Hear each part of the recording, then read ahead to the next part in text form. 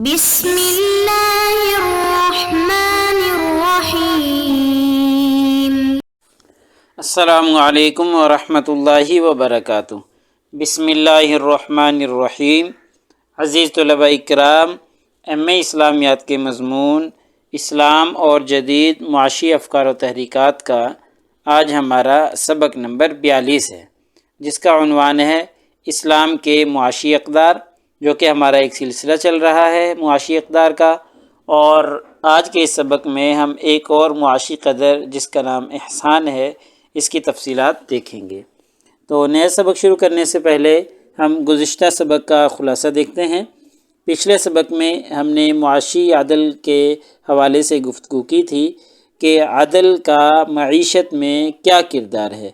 تو ہم نے پیدائش دولت میں عدل کا کردار دیکھا، صرف دولت میں عدل کا کردار دیکھا، تقسیم دولت میں عدل کا کردار دیکھا، اور انتقال دولت میں عدل کا کردار دیکھا تھا۔ ایسے ہی آج کے اس سبق میں انشاءاللہ ہم سب سے پہلے احسان کا معنی اور مفہوم پڑھیں گے، اور پھر ہم احسان کو قرآن مجید کی روشنی میں دیکھیں گے۔ قرآن مجید اور احسان، ایسے ہی نبی کریم صلی اللہ علیہ وسلم کی زندگی سے احسان کی چند مثالیں بیان کریں گے، جس سے احسان جو ہے مزید ہمارے سامنے واضح ہو جائے گا۔ یعنی اسوہ رسول اللہ صلی اللہ علیہ وسلم اور احسان، اس موضوع پر گفتگو کریں گے، اور پھر آخر میں نظام معیشت میں احسان کا کردار دیکھیں گے کہ معیشت میں احسان کا کیا کردار رہا ہے۔ تو چلیے اب ہم احسان کا لغوی اور احسان کا اصطلاحی معنی دیکھتے ہیں۔ تو لغوی اعتبار سے جو احسان کے معنی ہیں وہ کئی آتے ہیں، جیسے تجمیل یعنی خوبصورتی،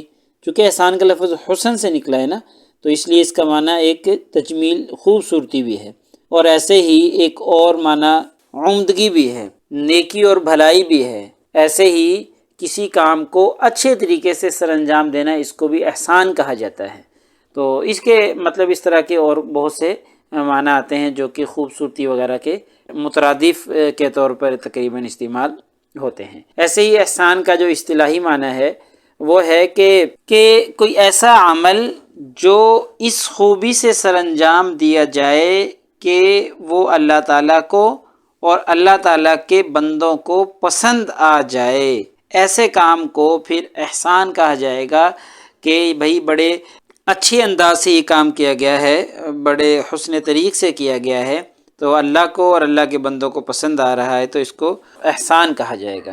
احسان کی سید ابو العلا مودودی نے اپنی کتاب اسلام اور جدید معاشی نظریات میں کی ہے کہ باہمی لین دین میں دوسرے کے حقوق سے زیادہ دینے کی کوشش اور لیتے وقت اپنے حصے سے بھی کم لینے پر راضی ہونے کا نام احسان ہے۔ یعنی اس کی وضاحت کچھ یوں ہے کہ کوئی بھی کام جو عدل کے ساتھ آپ کر رہے ہیں، پورا کر رہے ہیں، اس سے زیادہ کرنا اس کو احسان کہا جاتا ہے۔ مثال کے طور پہ آپ نے 1 کلو فروٹ لیا کسی دکاندار سے، تو 1 کلو دینا اس کا فرض بنتا ہے اور آپ کا حق بنتا ہے۔ اب اگر وہ 1 کلو سے کچھ زائد دے دے تو یہ اس کی طرف سے احسان کا مظاہرہ ہے، یعنی اس نے بہتر سے بہترین کام کر دیا۔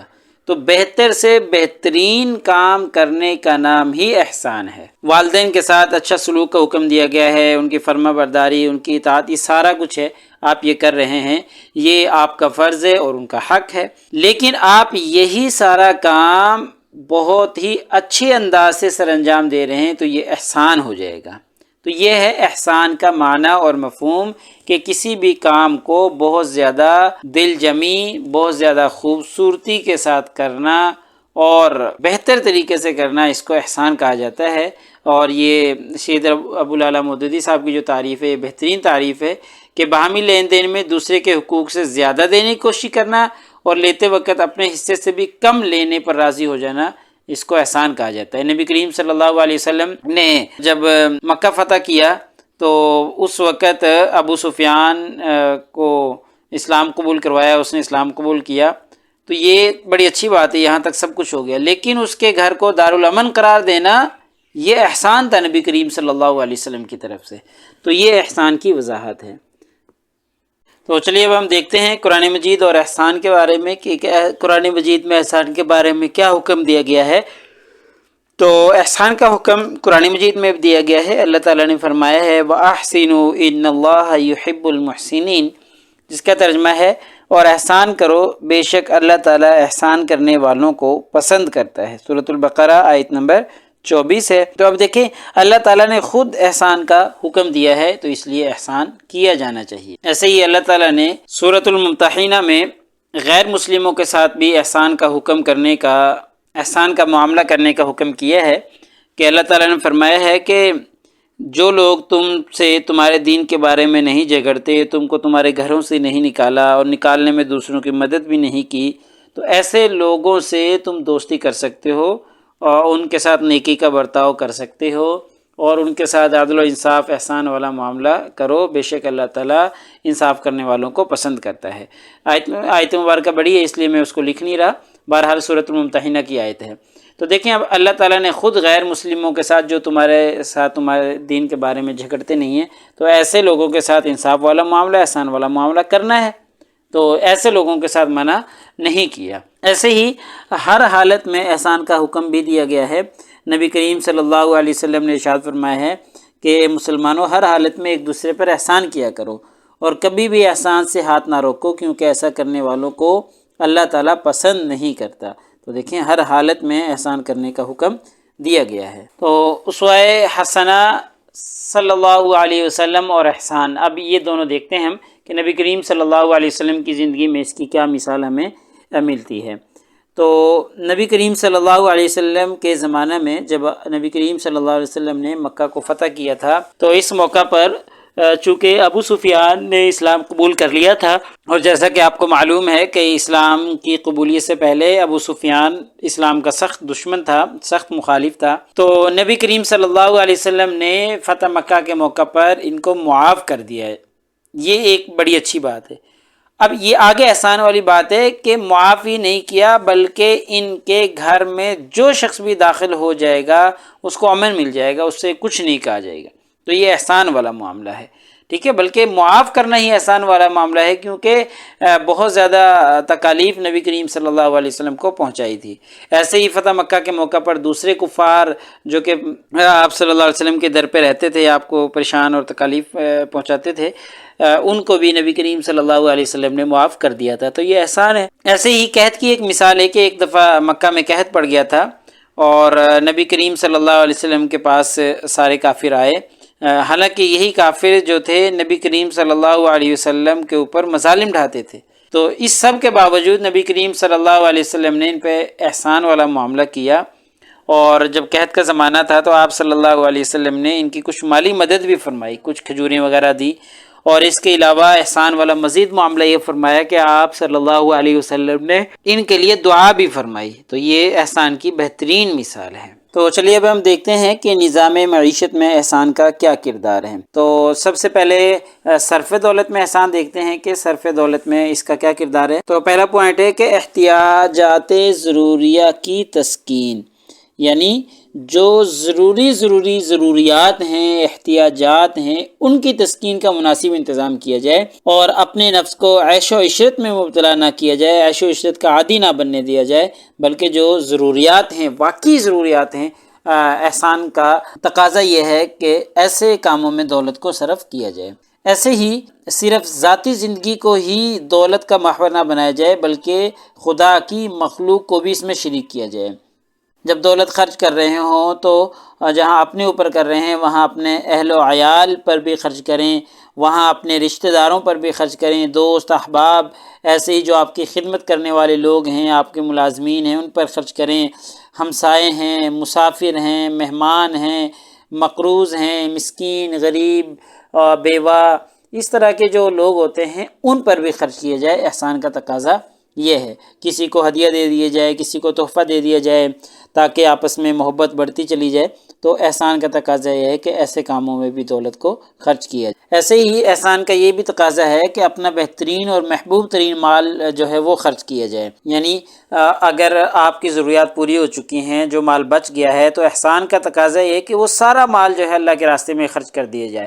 اس میں یہ بات ضرور مد نظر رکھی جائے کہ ریاکاری نہ ہو، اور جس کو دے رہے ہیں اس کے اوپر احسان جتلایا نہ جائے، اس کو تکلیف نہ پہنچائی جائے اور اس دینے کے بدلے میں اس سے کوئی خدمت نہ لی جائے۔ یہ احسان کا تقاضا ہے کہ اپنا محبوب ترین مال خرچ کیا جائے، اپنی ضروریات پوری ہونے کے بعد جو کچھ بچے وہ سارا اللہ کے راستے میں خرچ کر دیا جائے۔ ایسے ہی پیدائش دولت میں بھی احسان کا اہم کردار ہے۔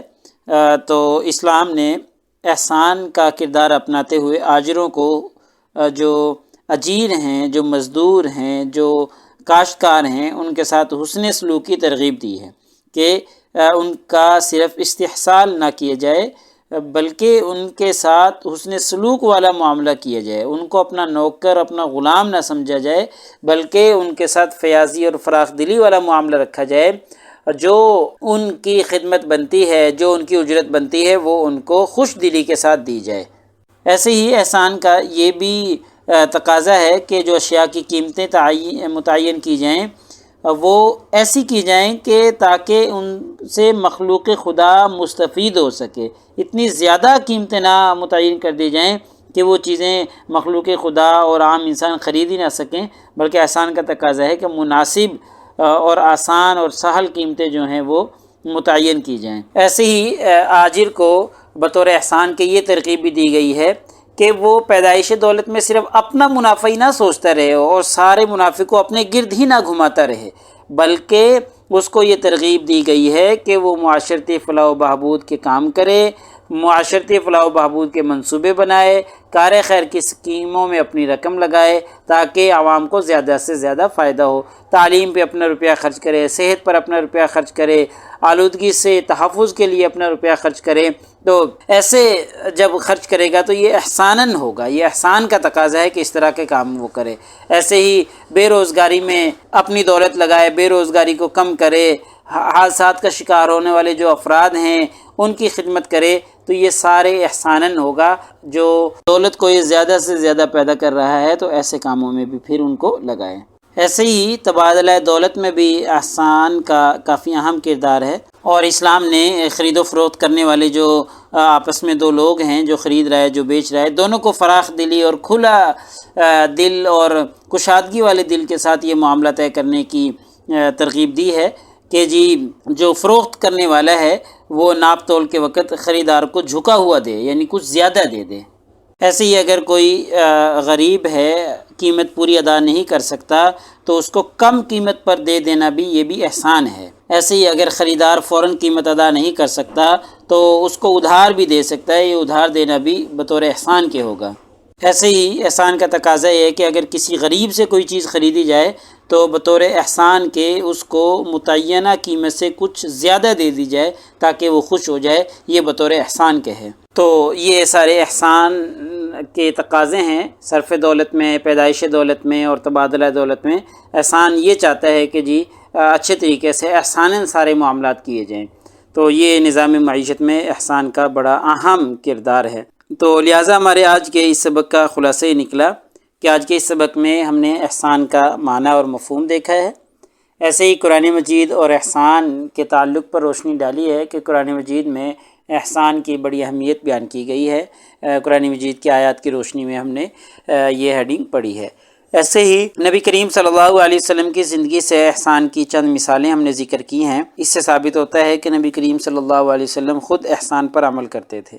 ایسے ہی نظام معیشت میں احسان کا کردار ہم نے دیکھا ہے، پیدائش دولت میں، تبادلہ دولت میں اور صرف دولت میں اس کا کیا اہم کردار ہے۔ تو پیپر میں پوچھے جانے والے سوالات سے متعلق اگر ہم گفتگو کریں تو ایک یہ سوال کہ جی عدل و احسان کے قرآنی تصور کی وضاحت کریں، تو عدل کا ہم پہلے پڑھ چکے ہیں، احسان کا قرآنی تصور اب ہم نے ذکر کر دیا اور اس کے معاشی اثرات بھی ہم نے بیان کر دیے ہیں۔